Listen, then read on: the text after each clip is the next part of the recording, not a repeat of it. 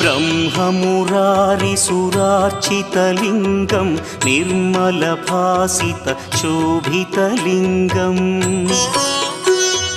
जन्मजदुःखविनाशकलिङ्गं तत्प्रणमामि सदा शिवलिङ्गम् देवमुनिप्रवरार्चितलिङ्गं कामदहन करुणाकरलिङ्गम् रावणदर्पविनाशकलिङ्गं तत्प्रणमामि सदा शिवलिङ्गम्